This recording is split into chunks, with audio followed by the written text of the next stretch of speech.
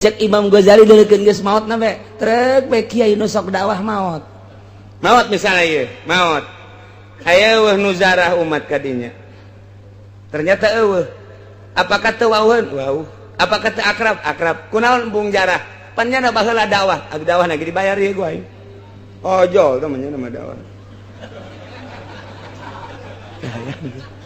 eueuh karasa tapi lamun nyana tilok ojol ku dunya maot. Masya Allah nyana pernah datang ka imah aing nasehatan dibere mah dibere tapi teu maksudna teu maksudna angan kos kitu cek pemuda teh Masya Allah keur aya nyana mah urang teh ku sasalaman ge kana nasehatan ku neuleuna ge kana nasehatan komo lamun geus ngajina kana nasehatan emang teu maksud ojol jeung dunia geus maotna jelema daratang ka makomna hadiah ka makomna ziarah ka makomna deulekeun enggeus maotna mun biasana ojol jeung dunia pek bae eureun moal aya nu inget teh eta teh rahasia anu luar biasa rahasia anu luar biasa maksudna Imam Ghazali dek jaritakeun keikhlasan jelema deuleu geus maotna bae Allahumma ya rafi'ad darajat Allahumma ya rafi'ad darajat Allah wa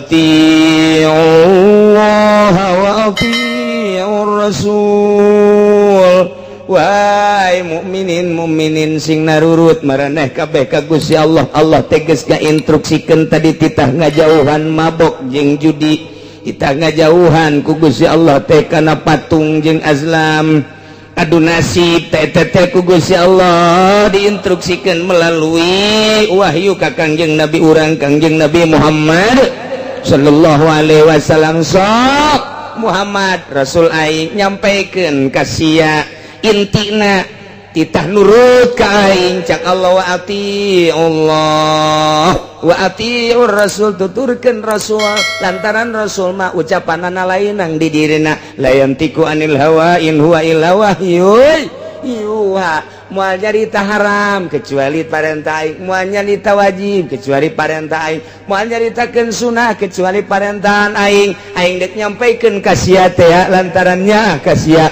ngan hese aing teh nyampaikeunana melalui saha ge kecuali melalui rasul diutus ku aing seorang rasul Muhammad ngaranna tuturkeun ku maneh anuti ku maneh perintah Allah awas terutama dina mabok jeung judi jeung patung jeung azlam nu opat teh tadi na ieu mah dijelaskeun wahdaru cek Gusti Allah hati-hati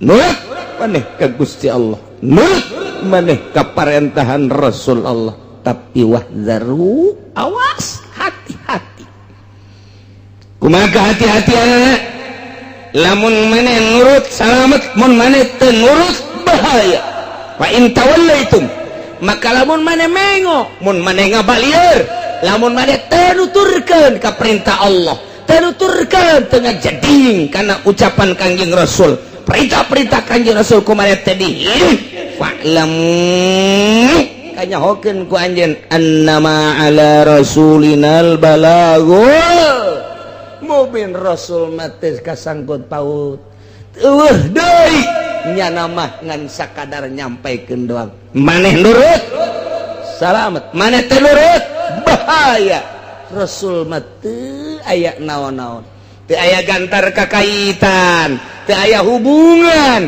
nyana mah ngan sakadar dibere kanyaah bae ka umat nyampaikeun ti aing andai kata Rasul teh nitah ulah mabok maneh nurut salamet andai kata Rasul nitah ulah mabok maneh teu nurut ih atuh Rasul mah teu kasangkut paut lantaran Rasul mangan sakadar annama ala rasulinal balagul mubin ngan sakadar nyampaikeun Rasulna parantos teu aya tilar di dunia mah disampaikeun ku para sahabat ayat ieu sahabatna geus teu aya sampaikeun ku tabi'in geus teu aya disampaikeun ku asbat tabi'in tahun 2011 penyampai lidah Kangjeng Nabi di Jakarta loba keneh di Pandeglang loba keneh di Serang Pandeglang di Serang loba keneh saantero dunia nu nyambung lidah ayat ieu loba keneh ngan hanjakal teh kumaha hanjakalna ieu pemerintah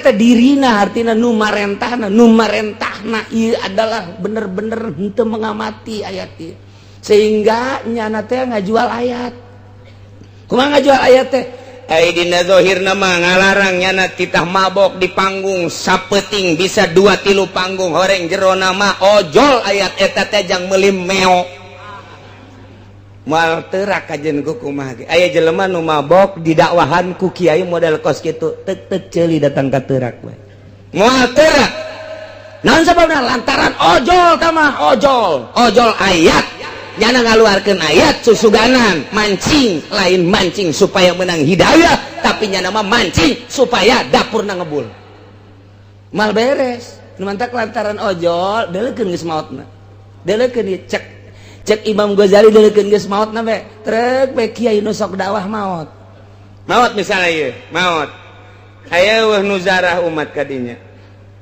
ternyata eueuh apakah teu waweuh wauh apakah teu akrab kunaon bung jarah pan nya baheula dakwah dakwah lagi dibayar ieu gua ojol teh mah dakwah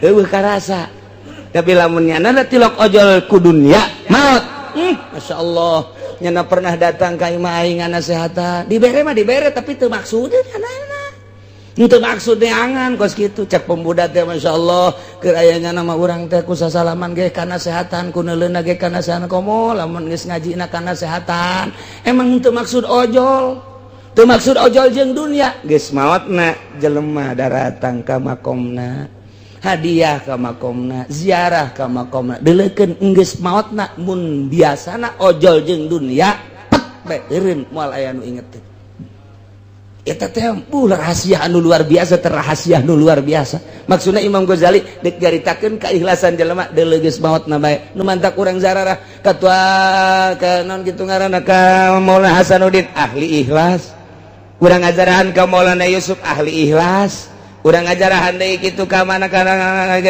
ka Ki Ayasnawi ahli ikhlas asal ahli ikhlas jelema ku Allah digiring-giring ditakusaha eta zarah aya nu ngagiring-giring eueuh di lembur urang aya jawara paeh hayang urang jarah ka dinya atuh henteu pancena sok nganasehatan gatunya mah marah aya kiai maot teh henteu dijarahan ku muridna acan muridna ge santrina ge teu jarah-jarah acan sangheuk bawatna teu bisa dibobodo nurani mah kunaon eta baheulana jago mah ngajago ngajina hebat mah hebat ngajina cuman ojol jeung dunia lamun ditanya kunaon sih teu daek jarah henteu lah kunaon emang pan ngadidik sia atuh ngadidik ge bae laing sok dipentaan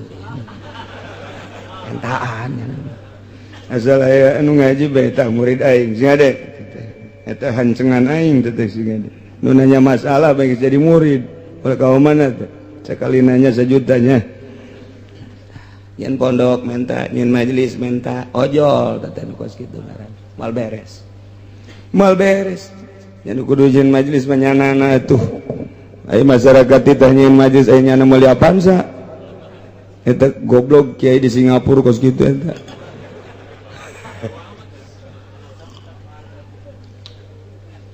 ieu mah keur carita masalah ikhlas cek Imam Ghazali sampaikeun geura ayat bakal ngerenyet geura jelema mun nu nyampaikeunna nu marentahna ieu adalah teu ojol jeung dunia sok wahai para pemuda nyaahan diri maneh jam moal ngora bae jeung sing hade isuk pageto teh anjeun bakal maot sedengkeun maot teu kolot teu ngora eureunan geura ge mabok ku sakitu bae nyanana teu boga pikiran hayang dibayar dakwahna aya bae 2-3 mah nu eureun sanajan nu maju aya 10 sanajan unggal penting dakwah menasional tapi di benak hatena nyana teh lain eta nu dimaksudna maksudna mah dek numpuk-numpuk harta ieu mah tinggal maksud lain dibere jeung teu dibere lain boga jeung teu boga tapi maksudna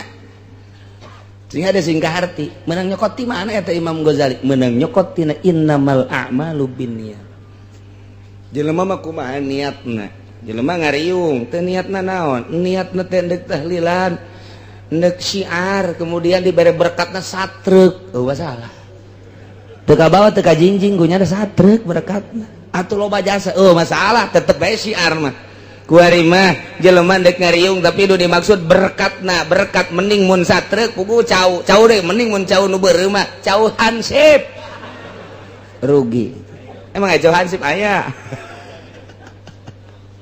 eta kos kitu tah beda niat sih ada niat mantep niat eta sok di naon garang-garana sok dibahas-bahas bae ku kiai balikan deui supaya jelas niat urang tibeting dek niat hudang lah yang dek tahajud kasubuhan eta urang geus boga nilai tahajud geus boga pan nilai tahajud masyaallah eta niat jadi kadang-kadang niat eta bakal ngabentuk di akhirat sanajan teu dipigawe niatul mukmin khairun min amali mantak ngaji niatna deleukeun ge kadangana beda ieu sorana beda sora lamun niatna ikhlas mah beda nyelecep ka jero hatena teh rindu ka jero hatena ngeunaheun ka jero hatena teh eta teh bakat tingku ikhlas di jerona ikhlas teh naon teh lain diomong ikhlas mah teu hayang urusan dunia hayang kalem teh hayang dimulai diagung-agung teh deuk nyampaikeun ayat ieu mah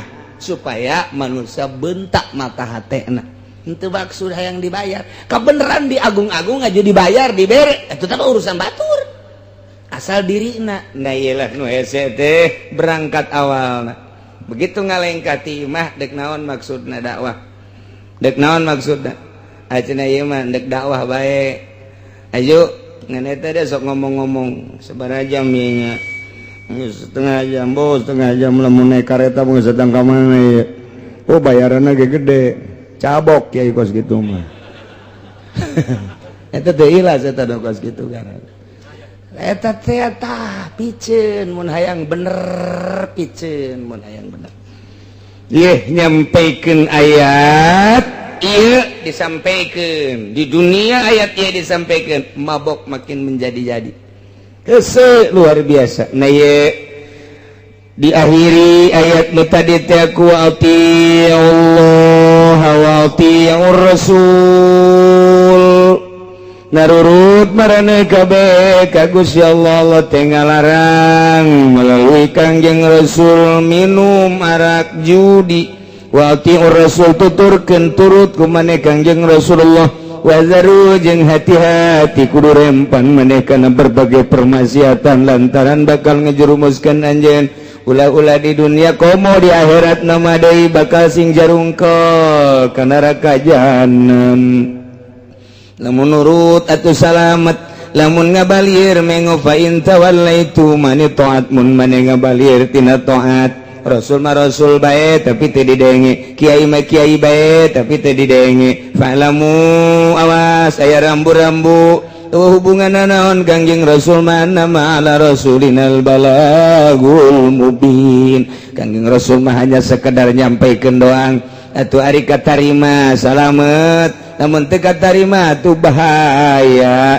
lantaran fajazaukum alaina cek Gusti Allah adapun babales aranjeun kabeh mah eta adalah tanggung jawab kula nurut maneh kukula bakal disalametkeun ka surga teu nurut maneh kukula dijangjian kukula teh bakal dikanarakakeun sakitu bae Rasul mah teu aya patula-patalina naon kitu kene kiai ngalarang niatna sakadar dakwah bener-bener lillahi taala aju jeleumana teu daek darurut ka kiai ih atuh annama ala rasulinal balagul mubin kiai mangan sakadar nyampaikeun doa nurut jeung teu nurut lain urusan kiai mantap kiai ulah marah lamun dakwah teh aju teu narurut marah kieu goblok sia teu nurut ka aing deuk nurut ka aing deuk nurut ka saha sia tolol sia goblok sia eta kiai moal beres sama kos kitu moal beres atuh ieu keur nyampaikeun mah nyampaikeun bae haram riba haram ngredit haram praktek isuk-isuk datang Assalamualaikum salam naon ya ampura kiai kunaon Aduh, doakan kula bulan kemarin itu bisa bayar kreditan. Harap mudah-mudahan boga cek hati. Aing kamari aing nyampaikan haram, kuari minta doa ka aing. Ieu aing teh sieun nu kabalinger sebenarnya. Deres kene eta mah, deres kene eta mah kos kitu, deres kene, deres. Deres.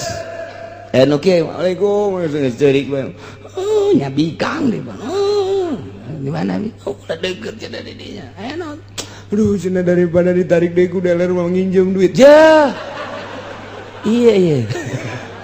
Aduh, boga salah kita henteu si budak. Mun teu onam. Artina itu depan Masya Allah. Kula ngajing mengaji baik ke kiai ngadenge mangadenge bae. Jadi manginjem duit bae jangan bayar kreditan. Innalillahi wa inna ilaihi. Kudu kumaha ta? Atuh teh kumaha? Nyampaikeun anak, nyampaikeun bae ngan can datang ka hatena can dibere hidayah ku Gusti Allah berarti. Mahal teh.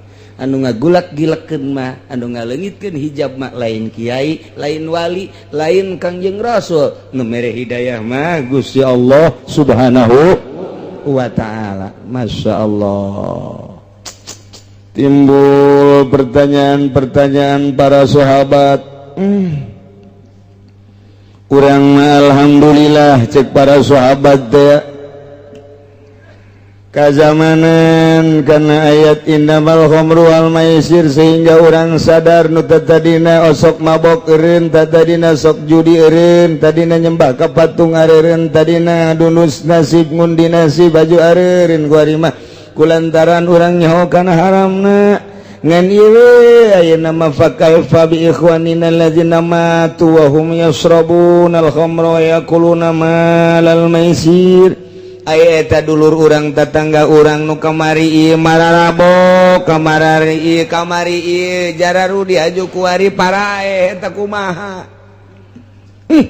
Kamari ieu meme diharamkeun nyana mabok aju pae. Nyana judi duitna pake dahar dirina pemajikan jeung anak paeh eta kumaha nya ai urang mah kuari geus areureun ieu jageus jaho ieu kana haramna ai eta bapa urang emang urang uwa urang kawau urang anu baheulana mararabok paeh kumaha eta iman mah iman ka Gusti Allah tapi can turun ayat saklek haramna arak nyana kaburu paeh kumaha nya eta jobe ayat ieu. Laisa 'alal ladzina amanu wa 'amilus solihati junahun fima ta'imu idza mattaqaw wa amanu wa 'amilus solihati thumma ittaqaw wa amanu thumma ittaqaw wa ahsanu wallahu yuhibbul muhsinin.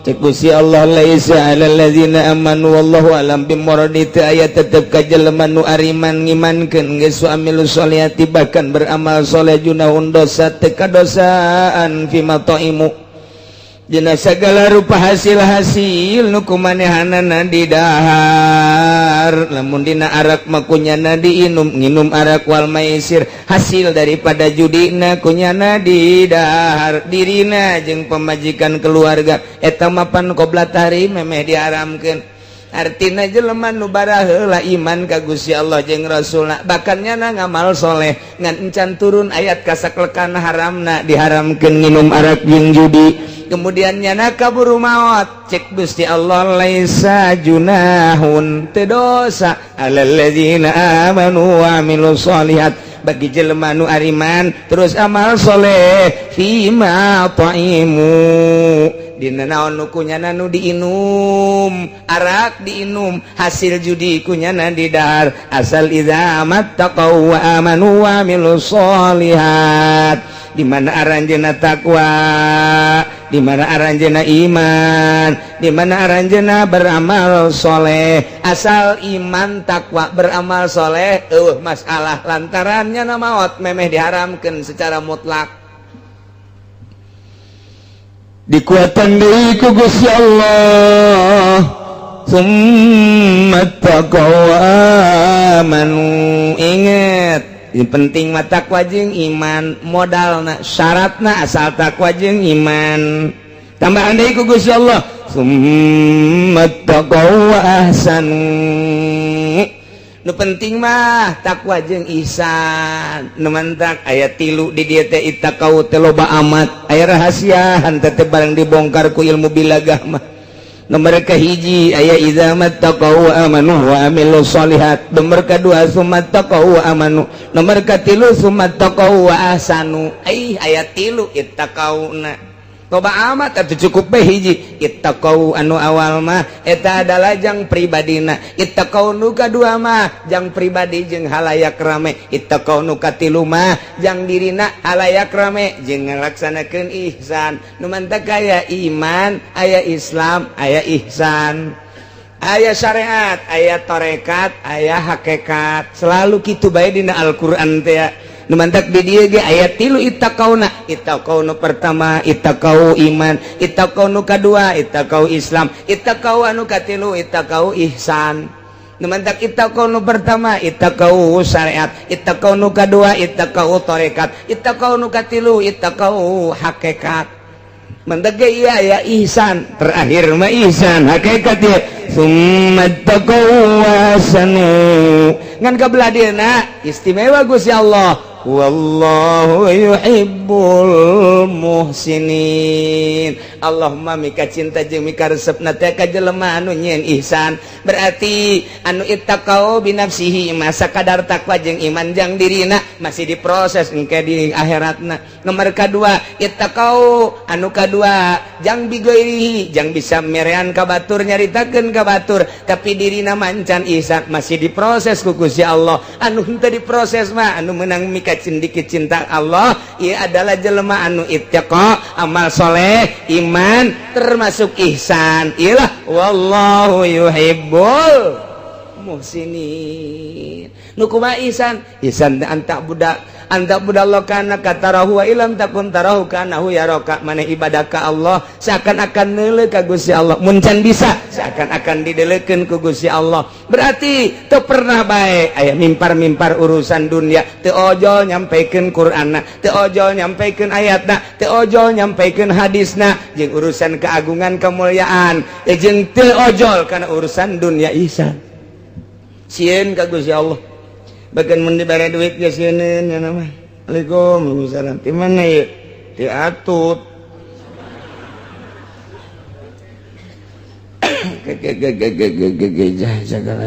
Ai butuh ieu ka duit teh. Ieu teh pan keheulanya halal apa haram. Kitu ahli Allah. Kela dieu kala. Sabaraha duit?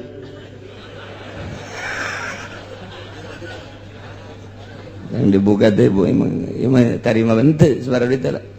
Barang dibuka teh 1 juta. Lah leutik 1 juta. Mun 5 juta mah bejakeun ka atut daek. 1 juta mah mung panai 5 daek kagok ka neraka.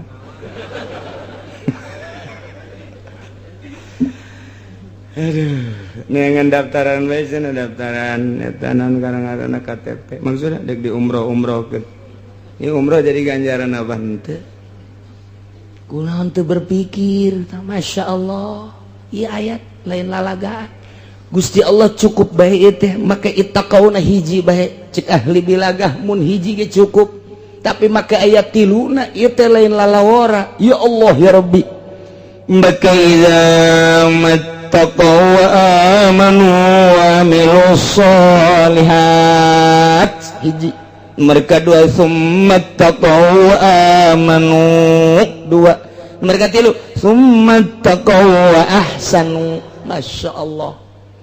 3 ittaqauna ge hati-hati sing rempan maneh. Awas hati-hati karena berbagai paharaman jeung permaksiatan. Imankeun ku anjeun beramal anjeun kana amal anu soleh. Hiji berarti syariat. Tambahan deui ku Gusti Allah summat taqaw wa amanu mentak ka dieuna ge make tafsiran Imam Jalal teh sabatu ala taqwa wal iman. Di jerona teh geus tetep takwa jeung iman ngan kuari ngalaksanakeun nya nanti akana intisari takwa jeung iman tarekat ngaranna suluk disebut. Berangkat kuari mah lain sakadar iman tetapi nyana berangkat hati supaya benar-benar deket jeung Gusti Allah. Supaya datang ke mana ya? Supaya datang diri nate ka Gusti Allah. Emang Gusti Allah bisa ditempuh jalan mana? Bisa ente naik kereta, bisa ente naik kapal atau naik Apollo. Oh, otak nancan datang eta budak. Gusti Allah mah di mana-mana aya. Tapi lain berarti eta Gusti Allah. Kumaha tuh ngaji nu mantap ge. Jangan ngajinya terus bae atuh otakna pendek jasa sia mah. Campur jeung naon? Wayah ngaji-ngaji wayah datang ka imam nonton TV melulu. HP bae meuli nu anyar deui. Oh, budak. 3G HP na ge geus. Mending mun warakeun aki-aki geus bau kuburan. Mamawa HP keneh bae. Ya Allah, ya Rabbi, tak aki-aki buang ka warah jas.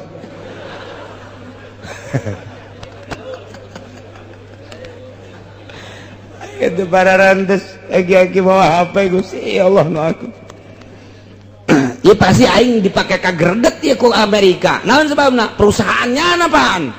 Waduh bahaya ieu cenah kiai ngalarang meuli HP. Waduh, aing nyeunan HP kunyana dilarang. Aing mah ngan ngalarang doang ieu meka. Ya tetep kiai ajeuna ge meuli bae. Ngan ngomong bae heulanan ieu mah. Lamun dek bener-bener nyana make ittaqau nu kadua tenden HP selamat berpisah. Aku mendengar pengajian dari kiai, ternyata engkau harus pisah. Dengan berat hati aku terpisah denganmu, tetapi demi menuju Gusti waduh engkau akan aku tinggalkan. Tapi ai dijual mah moal si HP besi aing hayang deui setengah hate teh jelema teh. Setengah hati kudu nalan pican plus meuli deui.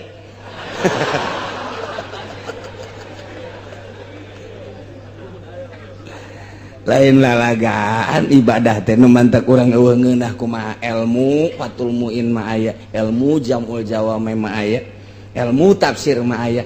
Kok eueuh ngerenyet cenah ibadah eueuh ngeunah asal eueuh ngeunah bae ge kadeuleu jelema mah sinarna eueuh. Emang kumaha gitu? Lamun aya jelema nikmat ibadah ngan nyaritakeun nikmat ibadah mah teh mah geus rahasia bae hese nyaritakeunana ngan beda engke sinarna. Boro-boro ndek nanaon tah pepegatan jeung HP bae geus sakitu hese. Aing mah jaga sekolot umur 60 tahun ku batur di ustad-ustad jeung di kiai-kiai. Lah HP aing isin aing geus aing mah moal. Ku ari mah HP teu boga nonton TV bae. Atuh ieu bagi berat penyakit. Bagi si parah ieu mah impus ieu mah kiai kos kieu mah. Geus teh TV geus sia mangpaat aing neuleuan sia bae ti baheula teh ngan saukur berita bae paling ge anu-anu lah. Film nyanyi geus teh hayang aing mah geus tah. Dua tang. Coba ge dua bae HP jeung TV. Ieu teh di jero hate diberesihan teu hayang teh mah kos kitu mah lahun walabun teh mah geus aing mah deuk ka Allah bae saminggu bae ngerenyet bakalna hayang meuli deui.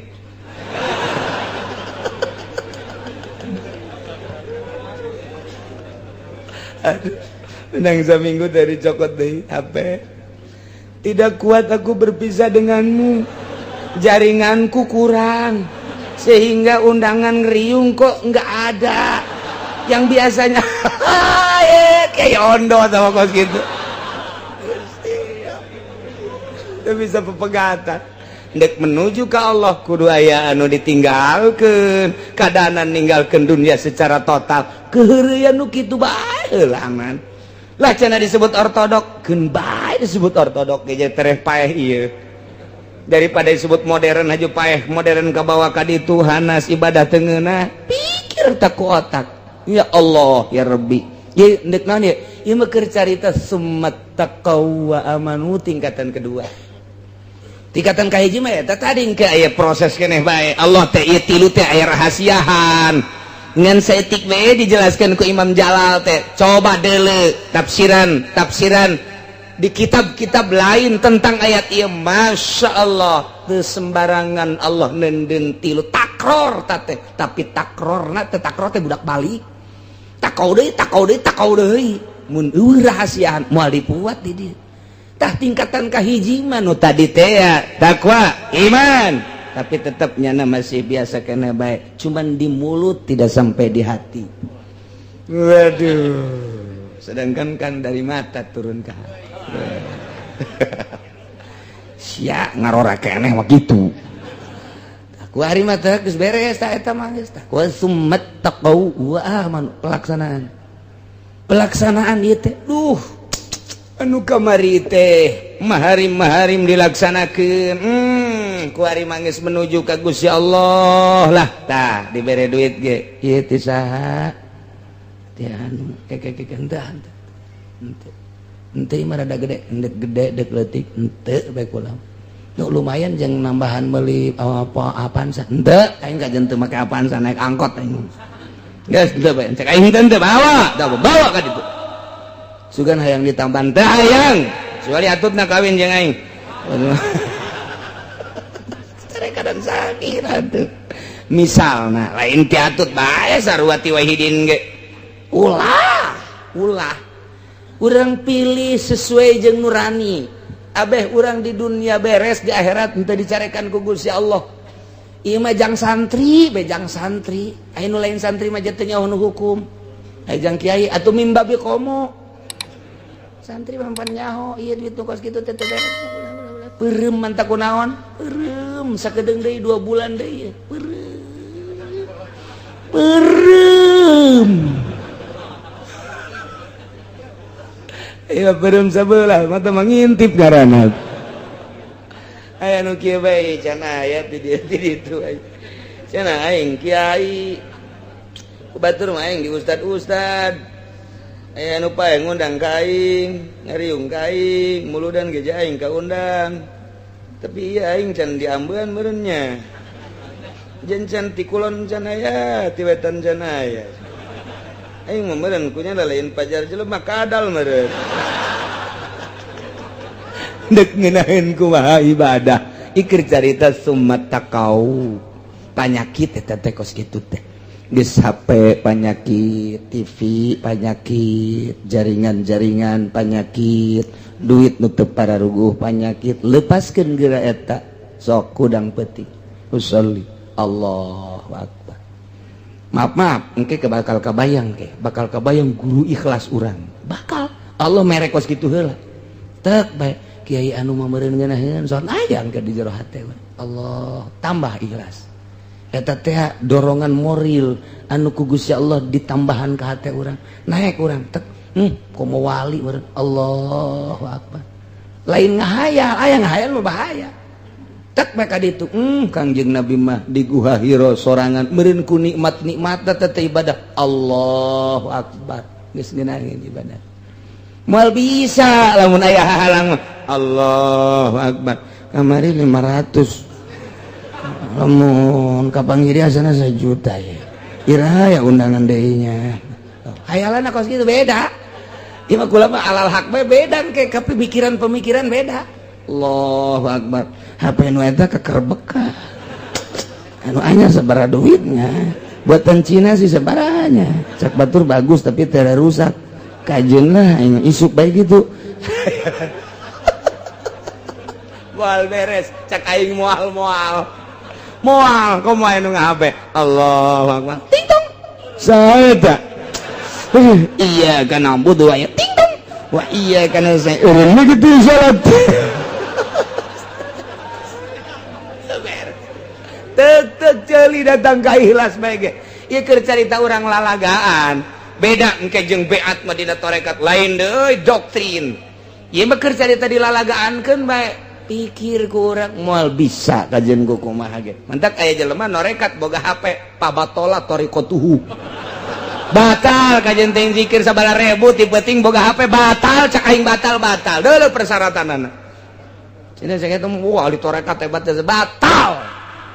Ya mah teu saha-teu cenah nya mah udang-udangna ge gede geus muka hasapah. Oh, bohong. Deuleu syarat daya 40 persyaratan. Masyaallah. Lain haram. Haram mah henteu HP mah. TV teu haram zatiahna, jatuh najis teu naon teh mah kos kitu mah. Tapi bagi nu norekat teu meunang. ente menang badak amun aya kiai hebat sorbanna ge ngangsar ka handap tapi make kene HP geus ieu mah syariat kene ieu mah bangsa nu pidatona hayang duit ieu mah nu geus ieu mah geus kabaca ieu mah kabaca ieu keur carita nomor kadua summat taqwa aman lain lalagaan nomor katilu mah geus jadi summat taqwa sanu sieun kapaharaman sieun kapermaksiatan khususna nu opat tadi umumna kuliah ing paharaman kemudian manehanana teh geus ngalaksanakeun perjalanan nu tadi teh kuari mah geus asa deukeut jasa jeung Gusti Allah pan urang teh diangkat jadi wali karas mentak dipertanyakeun jelema sih jadi wali karasa apa teh karasa jadi wali teh aya nu henteu ngarasakeun eta keur nutup-nutupan karasa mana karasana asa eueuh dunia teh nu aya ngan Allah doang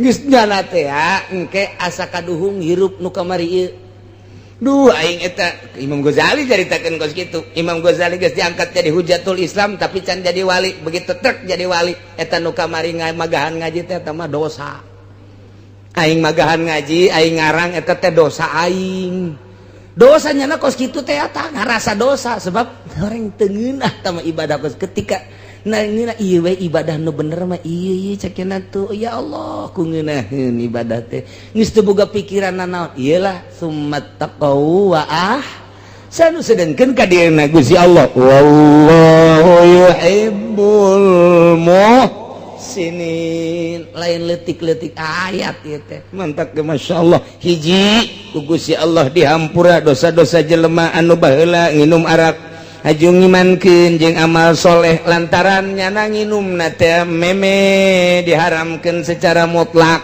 kakarak aba-aba doang aju kaburu maot kitu keneh nyana barang dahar tina hasil judi eta ge sami bae dihampura lantaran can turun ayat secara mutlak berarti luar biasa Gusti Allah mah ari encan datang ayat mah tetep bae dihampura kos urang ibadah aju teu nyaho dihampura bae mantak ibadah mah makin bodoh makin gampang jih atau makin gampang urang dek ka Mekah kemudian aya nama toab sedangkeun lamun toab teh kapan kudu boga wudu jaat toab ka salat sedangkeun ku ari hese ngaraksana lantaran atupan jelema teh ribuan urang kakarak ge salengka geus aya jelema urang takroni nya hideung antal jeung urang mending mun putih mah nya hideung nya batal man gereget teh urang kitu mah urang kalau kurang India atau Pakistan tapi nu geulis teh bagon nu teu geulisna mah makanya kertoab sih ditakeun geulis andai kata aja sia mapan kitu bae pikiran teh batal kumaha atuh ji atuh taklid ke mazhab Hanafi mantak naon jam mazhab Hanafi mah teu batal mun antel kulit jeung awewe aju taklidna di mana ieu ti wuduna keneh apa ti toapna tergantung jelemana lamun santri ustad kiai taklidna ieu adalah ti wuduna lamun jelema teu mondok kuari ka Mekah titah taklid ti wuduna ge teu bisaeun bingung nya geus begitu wudu sampai engke bae tah dina toapna abdi taklid ka mazhab Hanafi nu cek mazhab Hanafi mah antel kulit awewe jeung lalaki teu batal geus bae wuduna sampai tapi nyana toapna toap make Hanafi jang nu bodoh mah atuh sanajan didedet ke emang bodoh entar cek Kangjeng Nabi al-amila madhabalah nu bodoh mah teu bogaeun madhab sebenarnya mah geus asal salat bae habek geus lah mentak beuki bodoh beuki babari ko solusi ya geus gitu keur carita ulah ngahesekeun ka nu bodoh mah iya tuh nu bodoh dihesekeun memaldekeun salat aya nini baheula ka abah cenah kula ieu kiai di ka Mekah ayo atuh jaya maka nya teu bisa babacaan teu kudu babacaan nih nu bisa bae naon nu bisa mah jakul ge balelol cek nya teh zaman baheula ieu jeung kula mah cenah maca jakul ge ulah maca jakul sa sholawat bae jeung maca sholawat ge teu kudu babacaan babari meunang kiai teu kudu babacaan teu kudu eta cerita tangga mah babacaan wah temen bodoh nyana asa pinter banda aja nyana dakwah di gitu, coki damiati ge, itu menang babacaan. Ngunaheun ja ka kidamiati mah aing ngaji manasik gitu mah hese jasa. Da ka kidamiati mah teu kudu babacaan sakiana ge. Ngunaheun. Hebat panda. Atuh tita babacaan kumaha boro-boro doa manasik kulhu ge balelol. Aduh ulah ka Mekah burung atuh. Jang sanyanaeun mah asal ka ditu bae muter milu muter. Saing milu saing geus kucing-kucingan los. Entek abah-abah babari bae. Masya Allah ngeunaheun sarua jeung Ki Bustomi. Mun nanya masalah teh babari bae teh Ki Bustomi ge. Assalamualaikum warahmatullahi wabarakatuh. Nah, ka Mekah cenah kula aja teh bisa doana kulo bae kulo. Oh, cek Ki Bustomi teh. Tohap kulo aya saing kulo deui. Ya kuluna sabaraha? Sadekna sia. Dia sadekna sabaraha? Mun 10 we 5 habak cek. Sarua ta abong saguru berenana di dia jeung Ki Bustomi teh saguru di Ki Prawira atuh kitu bae. Babari nu mentek ngeunaheun ka Ki Bustomi mah heuy cenah 5 bae kulhuna ge. Eta hartina lainna naon kiai teh ngeunahkeun bae. Nu bodoh mah dipaksakeun ge hese bae. Tuh aju ieu si ustad milu ka nu bodoh atuh ulah bego. Ustad Ustad ti wuduna kene taklid atuh.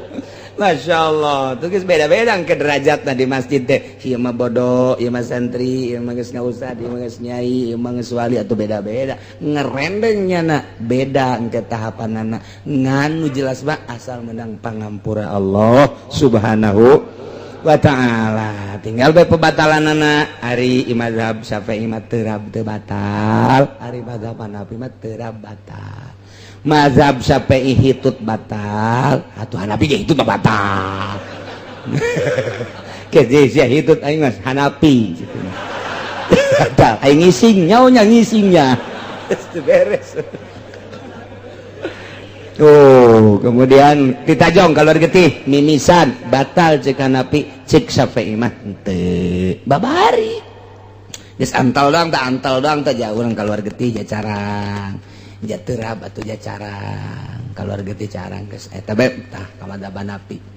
Jadi teu meunang hiji naon kitu ngaranna hiji pagawean ku dua mazhab tah eta doang nu teu meunang talpek ngaranna.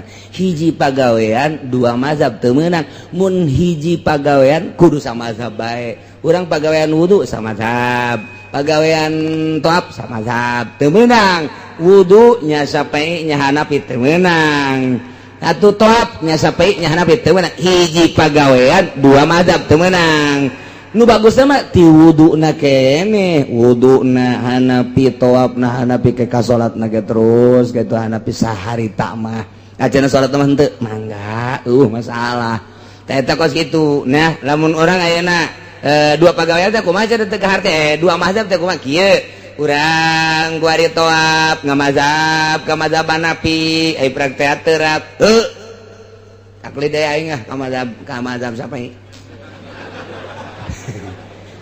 Jadi berarti ya mah taklid ba'da kajadian. Tuh bae ngeunahna lah cek urang lembur mah. Sabada kajadian taklid. Okos kieu. Tadi da urang kudu Syafi'i, aju toab. Toab bae Syafi'i kene barang antel, ji antel. Oh Hanafi mah henteu, taklid harita. Jadi sabada jadi karak taklid. Teu naon jang nu bodoh. Nu mentak beuki bodoh, beuki babari ibadah mah. Nu mentak urangnya hadena bodoh, alhamdulillahirabbil. Taklid aing ka Hanafi begitu. Geus taklid dia ka Hanafi ye. Geus taklid dia ka Hanafi ye urang toab. Antal jeung awewe teu batal, aing mah Hanafi. Antal deui teu batal. Malah mah Noel nya. Teu batal.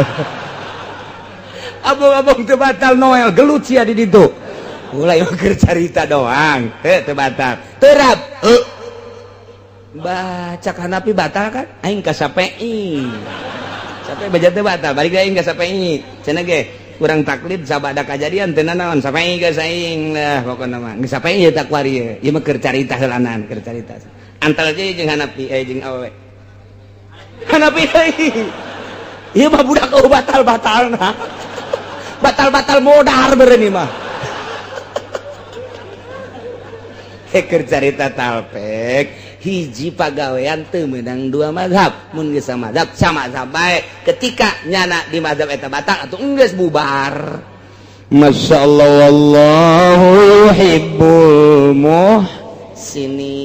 Mudah-mudahan orang kabehan diraksa ku Gusti Allah, diberi daek takwa ku Gusti Allah, diberi sabar ku Gusti Allah, diberi ihsan ku Gusti Allah, sehingga orang bisa benar-benar ibadah ka Gusti Allah hingga akhir hayat orang husnul khotimah, bisa ngucapkan kalimatun thayyibah di akhirat aya di bawah bendera Kangjeng Nabi urang Kangjeng Nabi Muhammad sallallahu alaihi wasallam. Wallahu a'lam. Nitah migawe nitah usaha. Jadi urang teh dititah ai butuh mah kasangu atuh usaha. Ai butuh mah kana dahareun atuh jadi karyawan. Ulai dahar gembul gawe embung. Ai pake hayang bagus, imah hayang bagus, ai utah kedul usaha. Dititah ku Kangjeng ai beuki dahar neangan dahar usaha tani gawe dagang ngojek dititah lu bener dagang ulah sok sadagang-dagang bebeja mah telok untu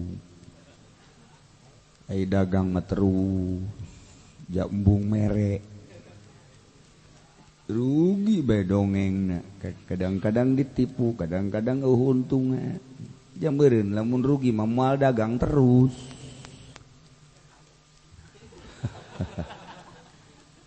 Eta dalil lu pelit bokos kitu. Kita teu berkah.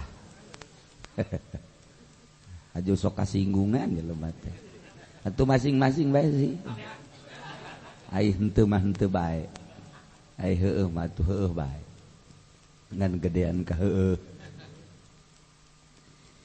Ejeung dititah dahar teh kesang sorangan.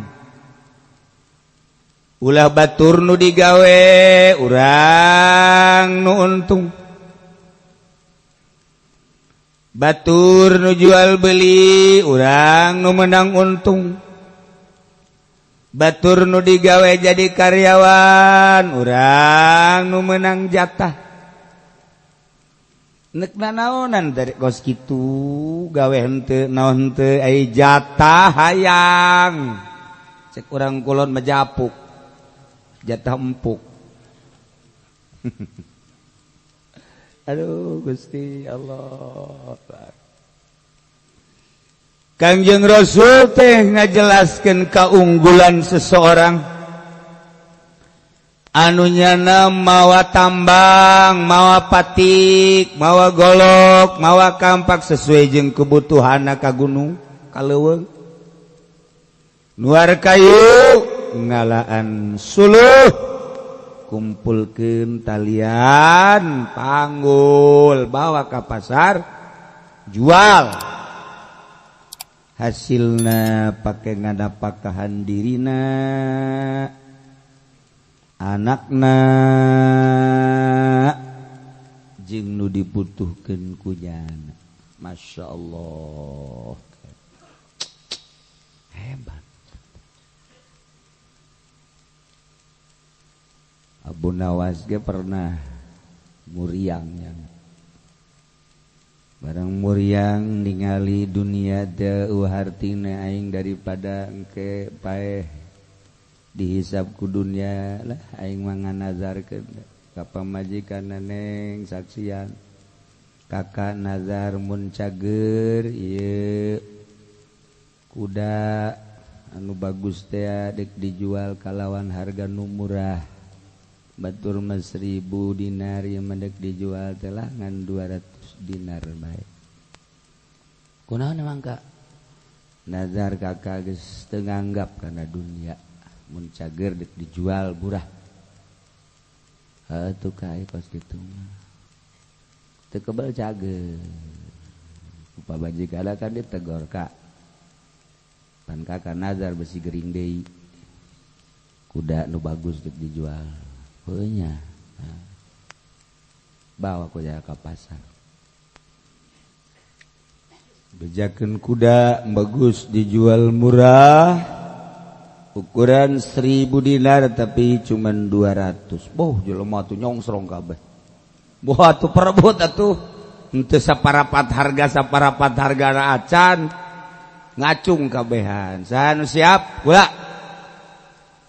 jadi cek kana ieu mah nyumponan panazaran kabeh ngarusapan ka Abu Nawas hebat amat Abu Nawas geus teu nganggap cenah kula mah ye kana dunia teh geus teu nganggap jasa mantak dijual murah jadi ngan syarat kudu hijikeun jeung ucing-ucingna 800 hargana sakitu bae sakira teh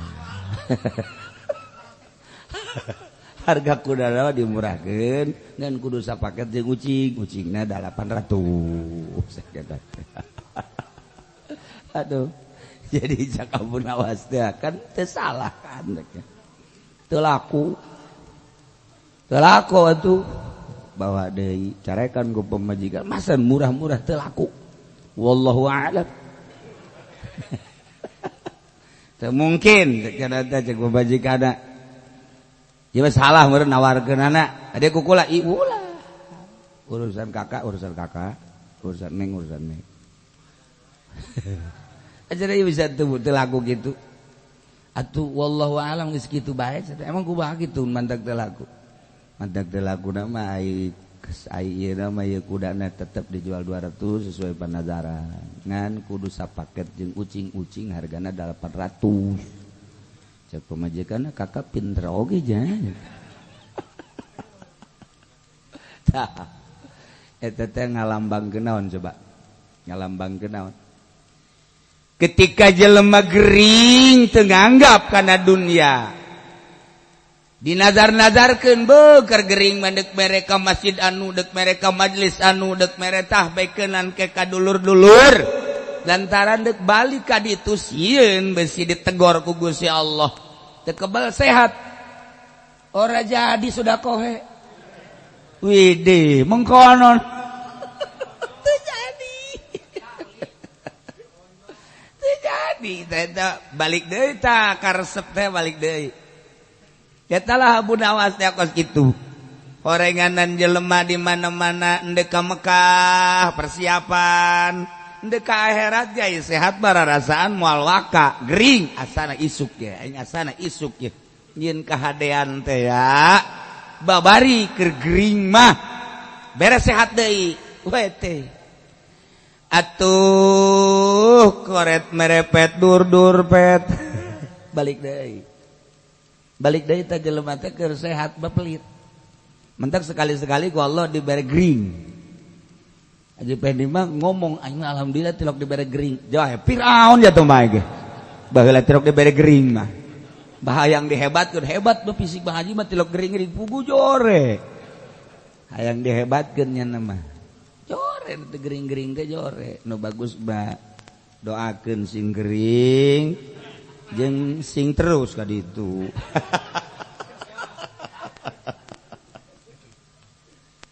tah keur gering mah bener letik dunia teh letik biasa eueuhna naon agak bareng dibawa ka mana aban bawa ka rumah sakit putusan dokter kudu di ICU geus boro-borona naon kan leuleuh dahareun jeruk geus teh ya pemajikan emak aya singgir kenapa emak geus teh aya atuh resep ge sehat ditangkep deui ye lain cok cek ya si eta mah atuh nangkep ge si itu na geus teh nangkep lah ka ulah sok ngabohongan diri ka ulah sok ngabohongan diri ka lah tunggeus bae narima sakitu ayana jawaban mencari jawaban kan orang atuh lamun indah so teh aya jawaban. Ieu urang seri itu seri, orang nangkep nyana nangkep eta kan aya jawaban ngaranna. Ai sepihak doang mah. Atuh. Kabajikan anu geus-geus lah. Bener. Tah. Dunia litik ketika gering. Nangkarak keluarkeun rumah sakit malah mapan keluarga nih ulah ngabejaan bahwa penyakitna ieu geus teu bisa ditangani ku dokter. Geus ulah dibejaan besi haju langsung hos bae ngalenyap jana. Ulah ngabejaan ge Pak dokter geus teu sanggupeun, tukang urut geus teu sanggupeun, ieu mah bapak mah tinggal ngitung jam doang. Sial. Udah badak lamun urang alayan nu paeh, ulah sok aju nu kos kari itu didatang-datangkeun. Abah penyakit naon ieu? Penyakit anu. Ye, tetangga kula ge penyakit kos kieu paeh. Kadengekan ku nya goblok teh budak. Usir. Jadi nele dunia nanaon dah. Urang ye. Urang dibere para raid, angsongan jeruk, angsongan apel, angsongan bakakak, kaditukeun. Sebab urang geus teu hayang. Geus teu hayang. Tah, sagala rupa. Urang borok dina suku. Aju dibere sapatu nu hargana 20 juta. Teu hayang urang.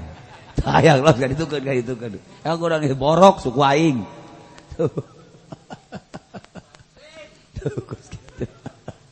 Haji Pen dibere nu geulis paling ge kunyana di toilan doang. Alah toilan cek awe da naonan dieu.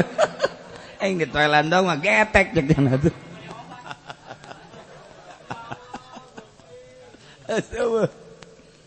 Nah, geus ka ditu paling ge cek Haji Pen di tengah ditu teh hayang. Sebab geus harapat. Nah, iya ge dunia teh kitu hek dibere sehat deui. Boh, jahe nu itu ulah ku saha. Nu itu ulah ku saha. Sehat deui mah beda. Gering makan gering. Itu kumaha itu? Los aing mah ridho. Beuh pohara. Ridho. Itu tos. Sebab jana teu butuh. Nah, dunia ge kitu teh ieu Abu Nawas teh lain sembarangan horenganan kinayah.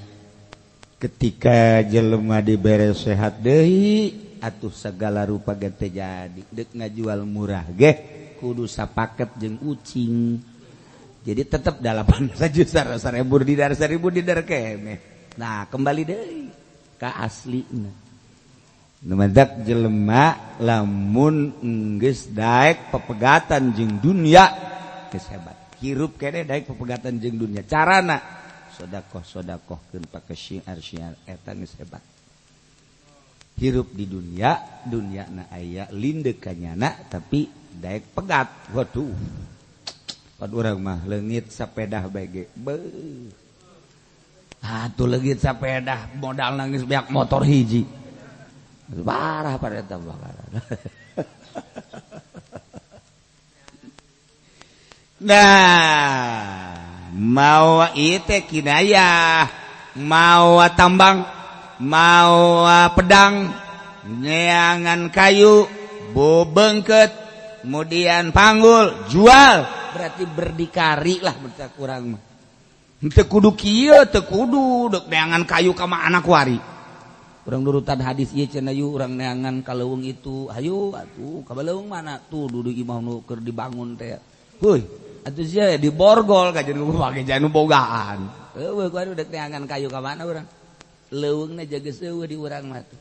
Gunung geus eueuh, gunung mana anu kuari bisa. Ieu mah sakadar gambaran berdikari. Geus urang kuari mah tuh jadi karyawan, asal lu bener jadi karyawan. Dagang asal lu bener dagang. Ngojek eta leuwih hebat daripada jadi PNS. Ji atuh gojek bae teh mah berdikari sorangan ai PNS mah teh mah kokocorana ge teh jelas. Atuh teh jelas eta mah. Menang hebat doang, ginding doang, padahal mah seuneu mah lulu di beuteungna. Je aing ngojek mah seuneu ngan leutik lah seuneuna.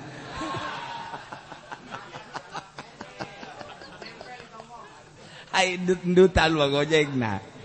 Di mana cenah kula siapa tanjak ka ceglok naon dire dutna mantep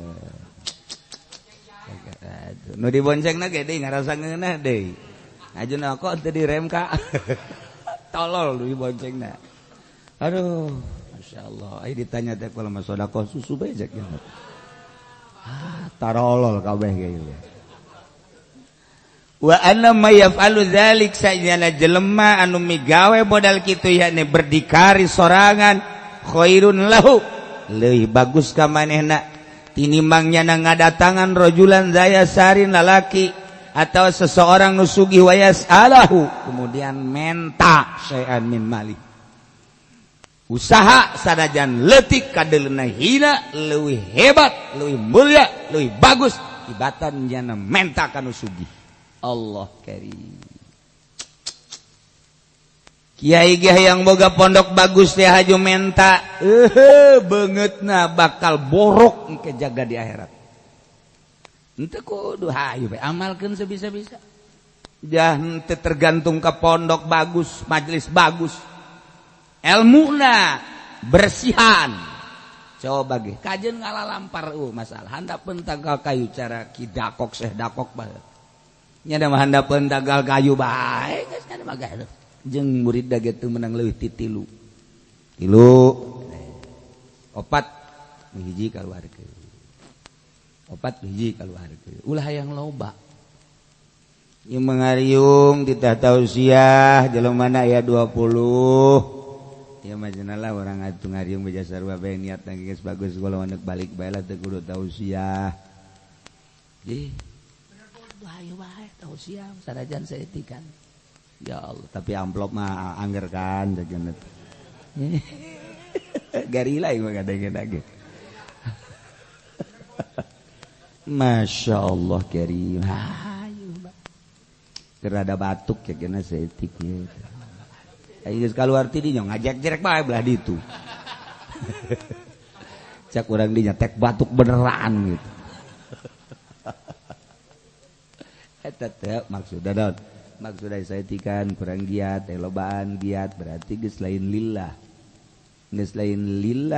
Masya Allah karim hese urang hayang lillah teh hese jasa yang lillah teh lain lalagaan hese Allah karim sawaun autahul mas'ul apakah nyana mentah haju dibere kudu dipentana atawa memang teu dibere ditolak kalawan penolakan nu bagus sarua bae tetap teu bagus rajul alladzi yubashiru wallahu a'lam bissawab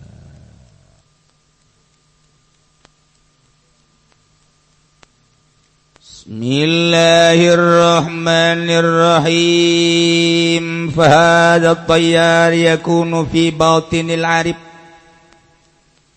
wa huwa al-insanul haqiqi wa huwa habibullahi azza wa jalla wa muhrimuhu wa arusuhu kama qala Abu Yazid al-Bustami ahlullahum araisullah wa fi riwayatin awliyaullahum araisullah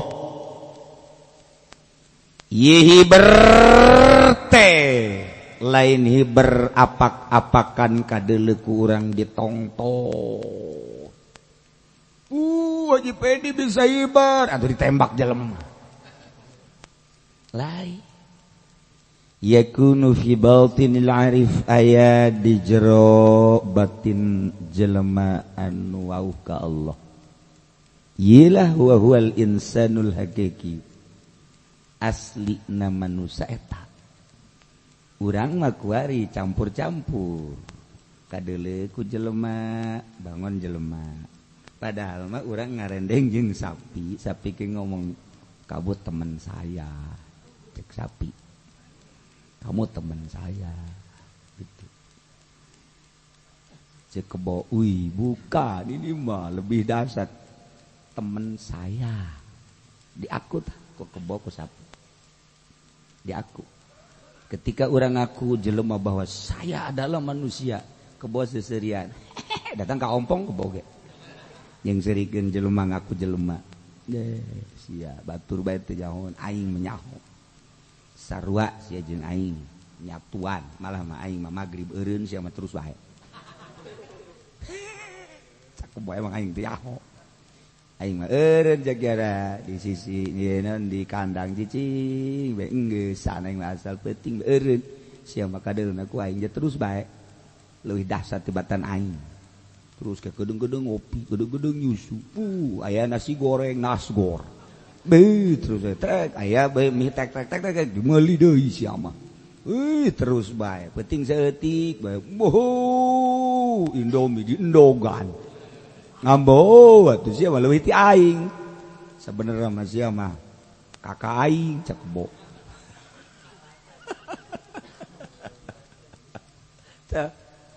urang ulah kakakku jadi jelema heulana atuh jahoreganan jeung kebo teh kakak adik jeung sapi teh kakak adik komo si eta mah betul dia dianggap kerajaan aku kebo inilah atasan kita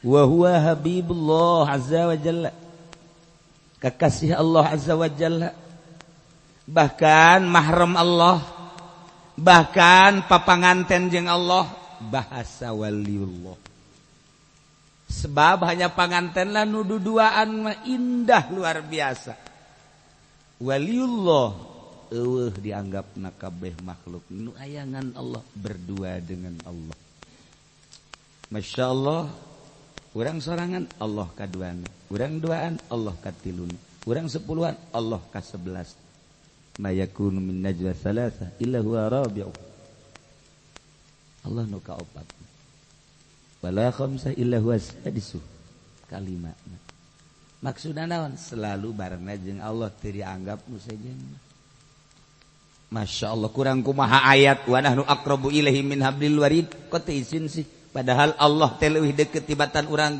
urat genggerong teh nempel jeung urang Allah mah leuwih deukeut da kumaha deui kok urang teu izin falamu annallaha yahulu bainal mar'i wa qalbi nu ngendalikeun teh horenganan Allah siga urang kan lempang siga urang diuk siga urang ngomong siga urang katangerang hayang siga urang Allah yahulu bainal mar'i wa qalbi satu ketika urang hayang ka Jakarta ku Allah dihenteukeun mah henteu bae satu ketika urang hayang umroh ku Allah dihenteukeun mah henteu bae aya bae tak kagagalan yahulu bainal mar'i wa qalbi anu paling hebat urang boga kabogoh geus hidup semati janji seminggu deui urang deuk kawin dibawa batur yahulu bainal mar'i wa qalbi dikendalikan lain milik sia di lauhil mahfuz na eta mah milik cocodot oh eta yahulu bainal mar'i wa sok telah mending di ka Allah trek ketika urang bisa ngallahkeun maka uranglah mahram Allah artina mahram Allah keluarga Allah uranglah papanganten jeung Allah eta mah bahasa-bahasa jelema anu geus bersanding jeung Allah kekasih Allah eueuh deui kekasih salian ti Allah mahram Allah eueuh deui keluarga di jero hate kecuali duaan jeung Allah papanganten jeung Allah gama qala bi Yazid al-Bistami ahlullahum araisullah ahli Allah ma araisullah etalah panganten jeung Allah bapi riwayatin auliaullahum araisullah etalah panganten Allah artinya apa panganten jeung Allah geus fala ya'riful arais illa mahramum udunya ka panganten kecuali mahramna lahum muqaddaruna bihijabil insi nyana dicadaran ditutup make tutup aring la yarahum ahadun ghairallah nundale ka para panganten kecuali saurange kecuali Allah ya Allah karim eta mah sok inget ka dongeng di ieu teh naon gara-garana rumah sakit jiwa model di Grogol baheula ieu mah kan ka di Baghdad seorang dokter kedatangan ku kiai ahli filsafat sekaligus wali Allah datanglah nyana ke rumah sakit jiwa. Begitu datang ke dokter, babaturana dokter, dok, saya ingin melihat bagaimana tingkah-tingkah orang-orang yang sedang dirawat. Boleh. Kamar ieu aya nu keur susurya. Pindah deui aya nu keur ceri, pindah deui. Nu paling ajib terakhir. Hiji ieuna di borgol karena dahsyat. Dua ieuna di borgol suku nage seumeunang ka maman. Tapi jana ngomong kieu indah nian hidup ini cek jana. Ya Allah, tidak ada di dunia ini yang paling senang dan paling indah kecuali aku. Bahasana geus pohara jasa. Orang semua ngontrak, hanya sayalah yang memiliki. Indah. Ditonton tak ku kiai jeung ku dokter, dok. Bagaimana sih orang itu bisa indah?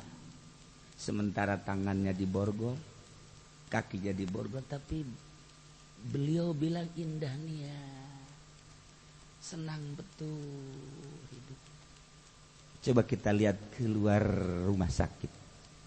Jelema di luar rumah sakit make kuda bagus bun kuari mameureun baby band mesti. Kieu bae ngalamun jasa ngalamun. Tidak menghiraukan orang lewat di hadapan rumah sakit. Dok, lihat orang kaya.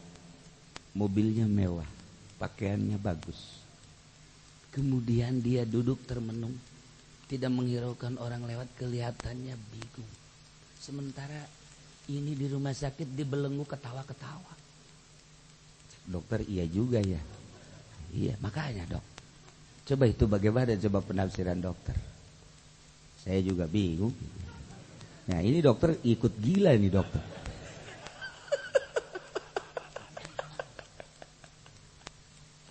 Dok, ternyata orang yang dibelenggu, orang yang dirantai, hatinya bisa melayang kemana-mana. Bahasanya pun tidak ada yang lebih senang dan lebih indah kecuali aku di dunia ini. Orang sedang senang berarti. Kita lihat ke depan rumah sakit, mobilnya mewah, orangnya gagah, bajunya begitu nyentrik. Hari ini tidak pakai jas, panas. Pakai emang blow on.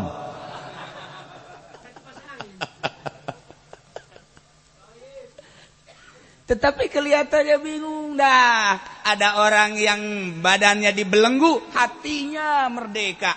Ada orang yang badannya bebas, kemana gerak, mau apa saja ada, hatinya terbelenggu. Saya mau tanya dok, maning mana hidup di antara dua? Cek dokter dua-duanya gila semua. Dua-duanya gila semua. Dokter tahu, yang pertama kita pandang orang gila beneran, yang kedua orang yang setengah gila, yang ketiga itu pun gila-gilaan, yang ini mah yang ini gila bohongan. Dokter harus tahu. Coba cek oleh dokter, asli apa enggak gilanya. Inilah orang merdeka. Orenganan layak dipulwali ilal wali. Nyana hanya gila-gilaan ya nama. Karena embung babarengan jeung makhluk, embung babarengan jeung pemerintah, embung babarengan jeung dunia. Diborgol, dibelenggu. Badan mah bisa dibelenggu, hati bisa merdeka ke awang-awang. Bisa terbang kemana saja dia mau. Ke aras pun bisa terjadi. Dibandingkan dengan orang yang badannya merdeka. Kendaraan ada, uang banyak, badannya sehat, pilih ini, pilih itu, tetapi hatinya terbelenggu. Nah, iyalah potongan-potongan anu termasuk si eta mah belengguna gede jasa. Kurang awak mah sehat, tapi hati terbelenggu. Ketakutan kehilangan dunia terbelenggu, takut sama istri terbelenggu urang teh. Dagang besi teu maju terbelenggu. Takut diturunkan tahta kita, terbelenggu kita. aduh aing besi teu naek, aduh aing besi diturunkeun, aduh aing besi dagang teu maju, aduh aing besi kendaraan aing aya nu mawa, aduh aing sendal aing besi, eta lah terbelenggu.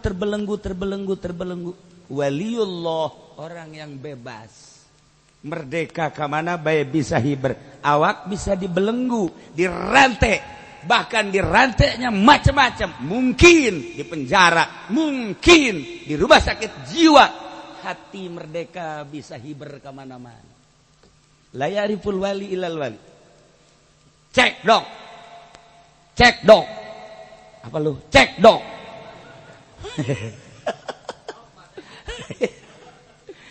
Aduh, masya Allah. Cek dok. Dicek ke dokter. Nyar seserian. Dokter gila. Sial. Lu yang gila. Saya udah ketahuan gila. Dokter ikut gila. Dicek. Bener. Saraf bagus. Jantung bagus. Paru-paru bagus. Darah tinggi. Darah gula bagus. Pencernaan bagus. Tetapi ini anak gila-gilaan. Disaeutik di zaman baheula model koskarar itu karena fitnah. Itu Habib gila beneran ya nama. Iya. Tadi anak gila-gila aja di gila beneran. Atuh Aisyah mah geus kebal gilaana deui.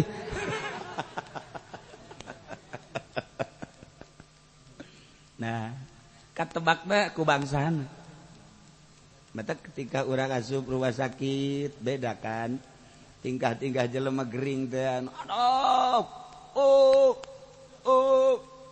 aya nu cicing bae aya anu teu puguh nu dirasakeun aduh sia naon nu nyeri nu nyeri atuh adaw-adawan bae nyaho aduh seputar rumah sakit apalagi di rumah sakit gila dianggap jiwa tapi ku bangsana nyaho kula ketika ngalayat ke salah satu rumah sakit jeung almarhum abah karena loba nu wau di rumah sakit akhirnya ngalayatlah ka ieu aya salah sahiji nu dilayat jangan ngedeng bae kieu alhamdulillah jangan geus biasa bae. Tapi barang keluar di mobil eta mah jelema hatena Allah-Allahan bae. Kok kajahoan sih? Kok kajahoan? Tah urang bingung, ku lagi bingung. Kok nyahueun bahwa hatena Allah-Allahan di mana tandana kan teu nyaho urang.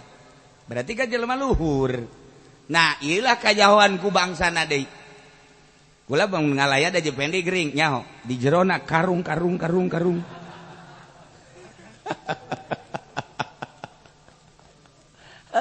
Sebab sabangsa meureun nganan kitu ge. Tah ieulah ahli Allah ieu keur carita auliaullahum araisullah. Papanganten nyanda jeung Allah. Lah awak mandek di mana bae? Di borgol, di belenggu. Tuh masalah. Tapi ruhani bisa melayang kemana-mana. Urusan Gusti awak aing. Waktu berdahar dan urusan sia sama awak aing. Tapi roh aing urusan Allah.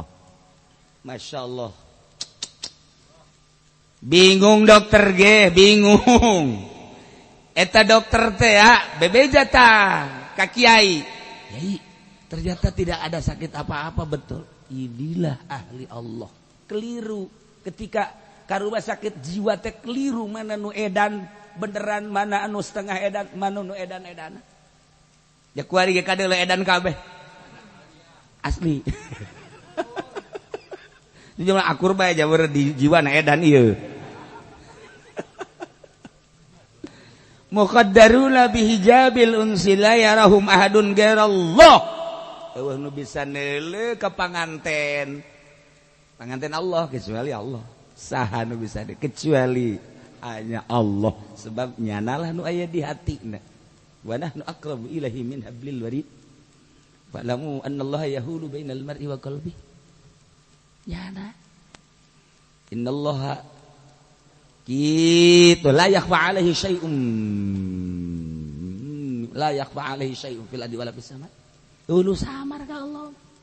Apa Allah pernah teu neuleukeun ka urang sadetik? Teu pernah. Apa Allah teu pernah ngadengekeun sadetik ka urang? Teu pernah. Atau Allah aya teu nyahoeun ka urang sadetik samenik? Teu pernah. Kurang sok dibaca kapan? La takhuduhu sinatu wala naum.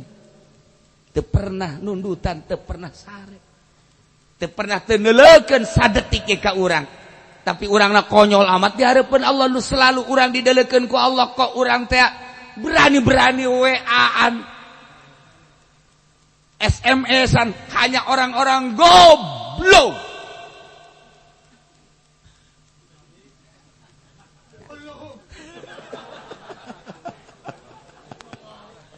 Jadi dideleukeun ku Allah masih WA-an kan ya, tolol. Di jelema keur didengekeun ku Allah make ngobrol jeung jahe segala rupa. Man ieu mah tolol bin goblok bin boloon tuh. Teu pernah lah ta'khudhuhu sinatun wala naum. Teu pernah nundutan, teu pernah sare. Urang teu pernah teu dideuleukeun di mana bae ayana, teu pernah teu didengekeun di mana bae ayana, teu pernah teu dikajahokeun di mana bae urang ayana, tetapi urang berani ka Allah, nu kangan Allah. Nah, teu jadi panganten urang mah. Ketika urang jadi panganten mahram Allah, maka urang bakal pinuh adab di hareupeun Allah. Kesetiaan urang timbul. Naon bae parentah Allah nyanggakeun Gusti, sebab di hati tidak ada siapa-siapa, hanya Allah. Aya nyanyian ge, di hatiku ada kumismu. Weh. Di hatiku ada bibirmu goblok meureun. Belahlah hatiku cek nanti. Kadi aing mau peso.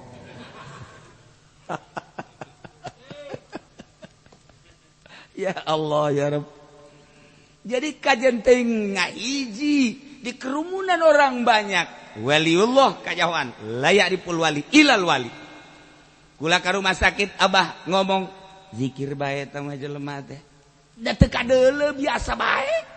Tapi katebakeun sakumaha ieu di rumah sakit gila, bukan gila beneran. Cek dok coba ge, ternyata bener. Nyana bahasa lagi indahnya.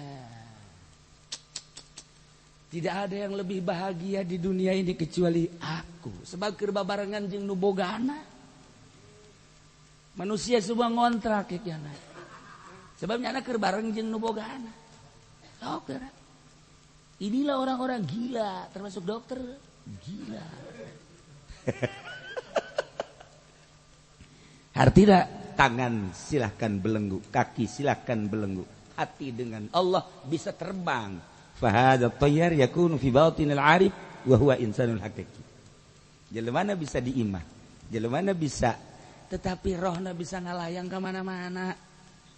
Beserta Allah keur papanganten jeung Allah keindahanana keur babarengan jeung Allah nu nganyahokeun jasadna mah kanyahoan keur diu keur nangtung keur ngobrol tetapi horeng keur jadi mahram Allah tetapi horenganannya keur papanganten jeung Allah hanya duaannya na jeung Allah la yakunu min najwa salasah illa huwa rabi'uhum nyana bisa tiluan opatan sepuluhan horeng nyana pikiranna keur jeung Allah.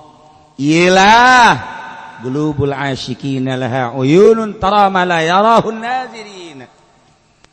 Bisa hiber di kerumunan orang banyak. Moal keliru. Ketika ditanya Gus Dur baheula jauh-jauh di Masjidil Haram, Gus coba tolong tunjukkan mana sih waliullah. Aya jelema make udeng-udeng itu kali bukan. Itu kali bukan. Jelema make bajuna rapi, itu kali bukan. Jelema make tasbih nangge di kieu-kieu kocek. Bukan. Aya di balik lawan, beketincak-tincak ke jelema. Itu dia. Cek coba. Begitu dicek bener. Masya Allah. Orang Cirebon ketika hayang nyaho poe Jumat kan aya Kangjeng Nabi Khidir alaihissalam jeung Kangjeng Nabi Ilyas di Mekah di Masjidil Haram, Jumat di Masjidil Haram, Maghrib di Masjid Madinah. Selalu unggal Jumat. Hayang nyaho Cek coba di mana tak Kangjeng Nabi Khidir teh di mana jeung kos kumaha. Nanya ke kiai nu sejen teu jauh ayalah seorang kiai Indonesia. Nah, coba tanya ke kiai anu. Nah, kiai saya ini rindu sama Kangjeng Nabi Khidir, pengen tahu yang bagaimana tandanya aja tandanya. Sekali dua kali itu bisa. Oh, karena maka sumpah wallah saya pengen tahu. Oh, kalau pengen tahu nanti kalau keluar ada orang yang tangannya dibelakangin, di belakangnya ada tasbih warna merah, tapi tidak terlalu merah. Itulah. Udah ada ditungguan bae do. Masya Allah. Aya ngarupa aki-aki teu pikar sepe janggotan lain si iyo. Oh.